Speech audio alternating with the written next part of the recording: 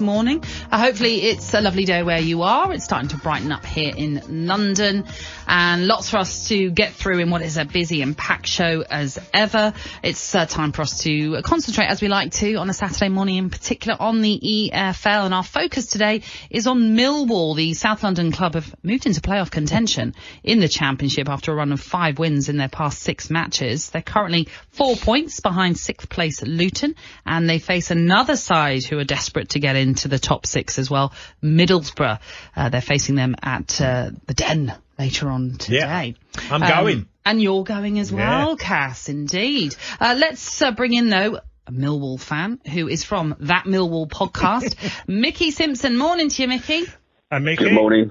Good morning, Cass. You all right? Yeah, I'm good, Mickey. Look, Gary Rowett and we talked about Chelsea and the owner, and John Berrison, who's done brilliant for Millwall. Getting on that run that you've had with a load of injuries as well, Mickey. Yeah, I think the players have, I think Gary's been forced into position to play a team what he had to do with by the injuries, and I think by whatever way, whether or not it's Gary's masterclass or the players just decided to stick together, something's worked, and we've definitely gone on the run. And thank God for Bart being in goal, to be fair, because he's been a lifesaver this season. Well, he's been a lifesaver the last 3 seasons, but yeah, definitely this season. Are you surprised by the season so far, Mickey? Yeah,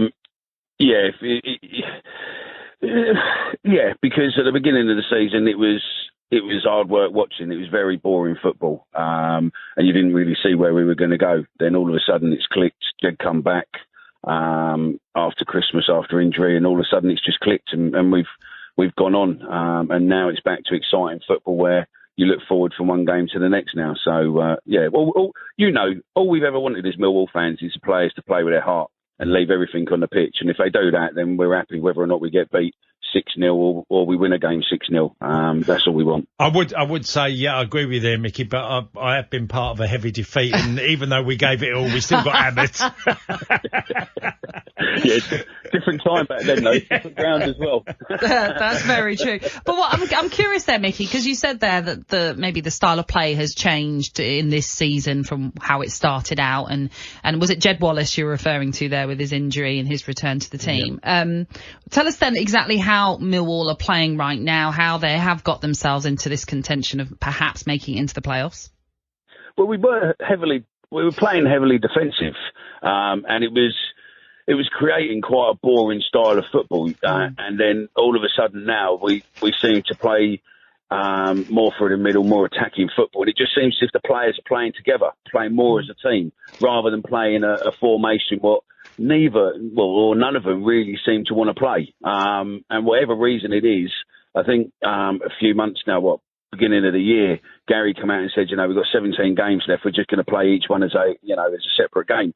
And since then, the players seem to be taking that mentality, and each game is potentially a cliche bar cup final. And it seems to be working.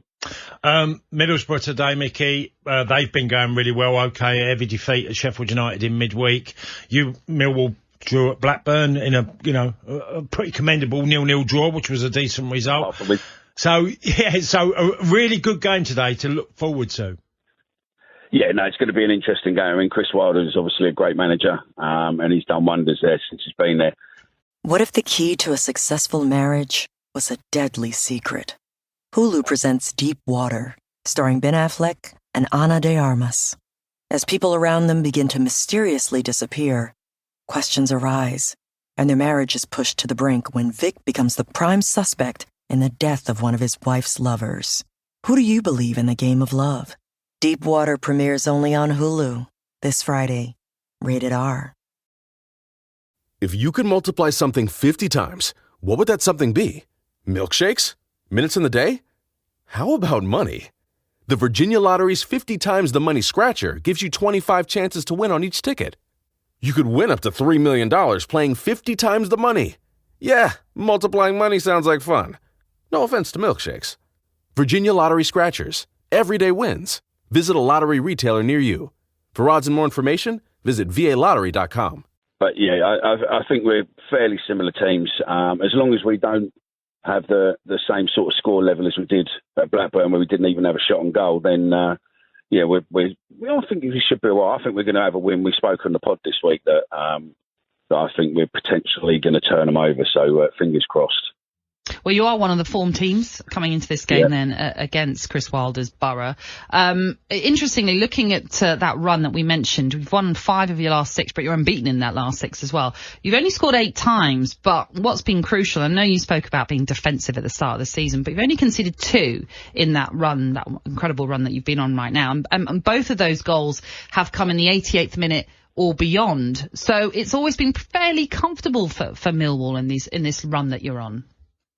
Yeah, it's because it looks as if the team are just, as I said, the team just seem to be playing together and really solid, and they all seem to come back and defend, and I think that's it. And the fact that we got Bart in goal, who was probably one of the best buys we've ever got, and we got him fairly cheaply. He's just on fire. He's just a fantastic shot stopper. Not great at kicking the ball, but hey ho, we can't have everything. But as a shot stopper, he is unbelievable. Shots what most keepers wouldn't be able to get to.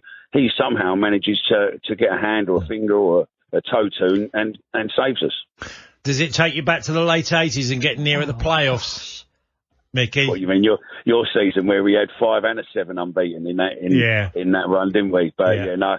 It was. I was very young then to be at the games and watching. But no, it's listen.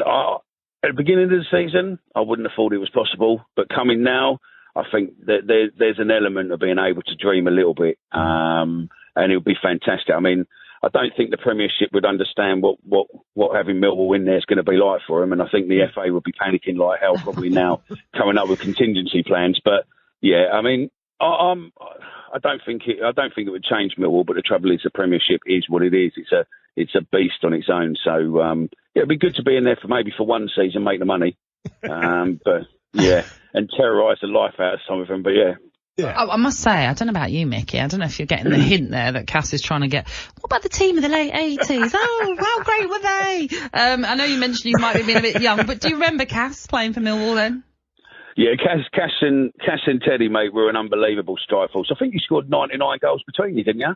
I don't know why you didn't get 100, I think Ted got one more than me, though, at that time. He's always got me by one. But, yeah.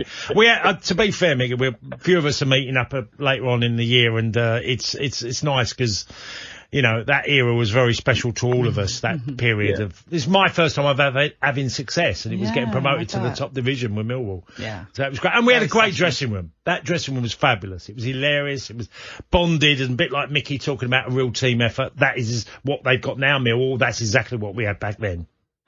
No, that's it. I think there was a massive... speaking to some of the players back then, they said that there was, like Horney and people like that, they said that the team camaraderie was just fantastic back then. Everybody...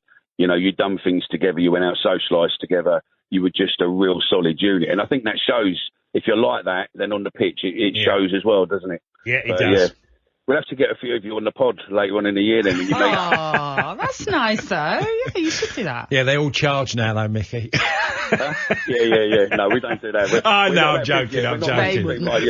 They wouldn't do that to you. They'd do it for the love. I'm absolutely for the sure love of the club. Yeah, exactly. Natalie's our agent now. Yeah, exactly. Don't you worry. I'll make sure that we get a good plug for you. Don't you worry. Listen, it's great to chat to you, Mickey. Thank you for being with us today. Best of luck for the game and obviously for the rest of the season. That was Mickey Simpson from That Millwall Podcast, which hopefully will feature Tony Cascarino at some point. Yeah, go on. Yeah, that'll be really nice.